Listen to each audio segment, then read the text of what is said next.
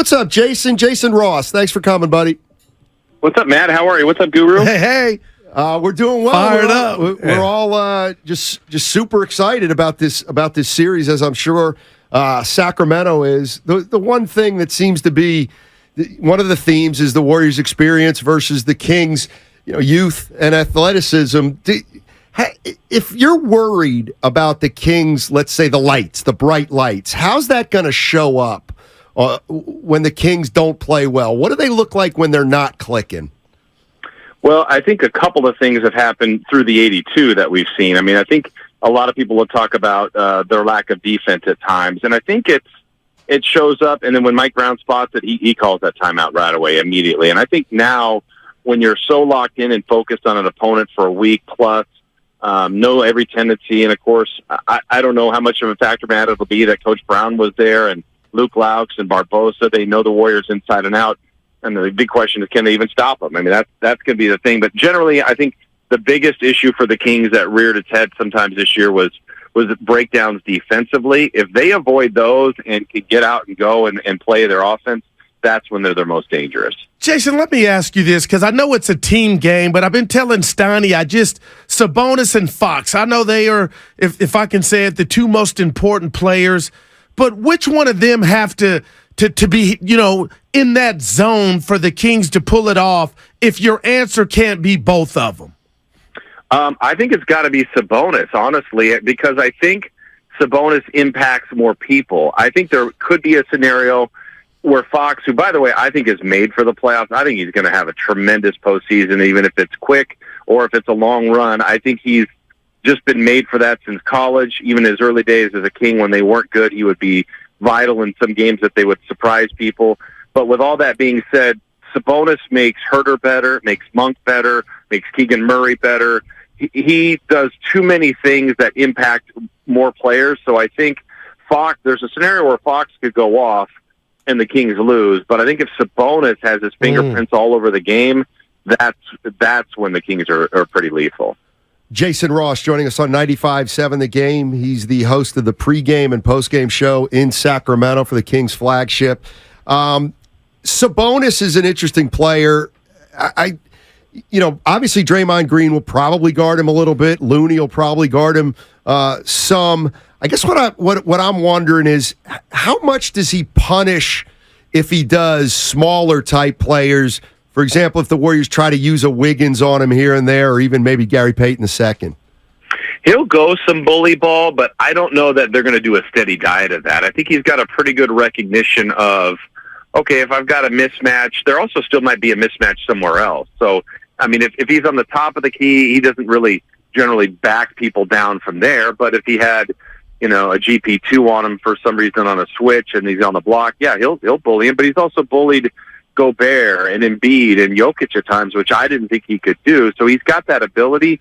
But, I mean, he's really so instinctual and predicated everything on that offense on movement, dribble, handoffs, cuts. He wants everybody involved, and I think that's what makes them the most dangerous. So, I mean, I think if it's too much posting up Sabonis, I don't think that's not a recipe for success for the Kings.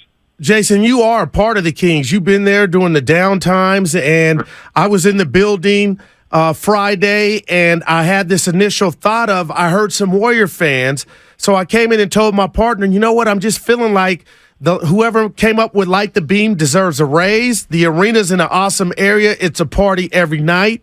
But I'm like, I don't know why I feel like there may be some Warrior fans in that building. We had the great Jerry Reynolds on earlier, and unprompted, he kind of shared just that thought. Has that crossed your mind do you expect some Dub fans in there tomorrow night?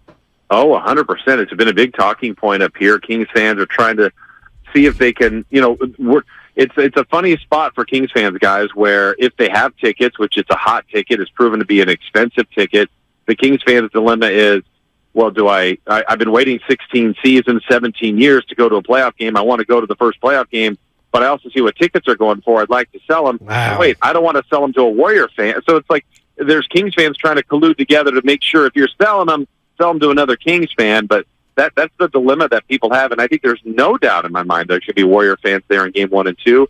And I think conversely, there'll be Kings fans chasing 3 and 4. Now, not overwhelming. I don't think the road teams will overpower the home team's attendance, but they're going to be heard. They'll be making noise in San Francisco for Kings fans, and certainly up here for Warrior fans.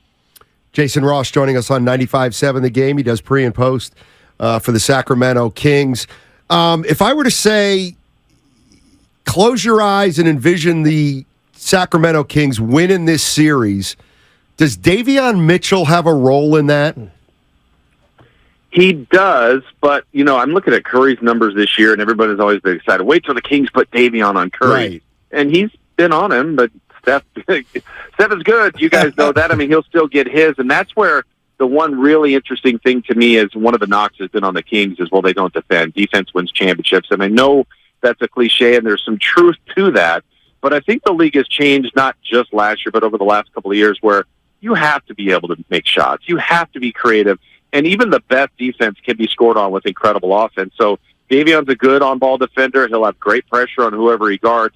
But Steph can still score on him, and other guys can still score on him, just like I know the Warriors will do what they can to slow down Fox. And there might be a game where he's 6 of 23, but he also might have a game where he's 10 of 12 and a difference maker. So, I think when you're that gifted offensively, even the best defenders you can score on. So I think the league has changed that way a little bit, where it's less friendly for defenders, less physical nature, even though I think the playoffs will allow a little bit more physicality and hands and all that kind of stuff. But I think the Kings kind of needed to be collective guys, and Davion's part of the group, but I think more of those guard minutes are going to be really heavy dose for Fox, to be honest. Jason, when I think about this series, I've brought up his name, I just can't stop thinking about Vivek.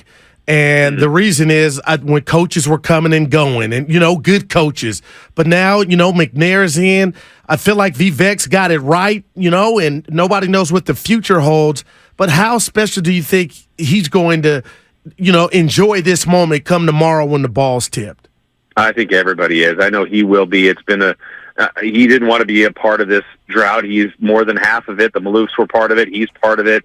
Ownership is a factor in all of it. Everything. It's all a piece of the puzzle. And I think for Sacramento to have the new arena, to finally have its first ever playoff game, the fact that the Warriors and Kings have never been in the playoffs at the same time, and yet they get their first time as a series together. There's storylines upon storylines. I just think, I know Bay Area fans should be excited because I know they want another long run. The Kings fans are happy. They feel like it's house money, but they're also going, look, let's compete. Let's see if they can beat the Warriors. So I think it's what everybody's been waiting for. Far too long up here, but it's what everybody's been waiting for.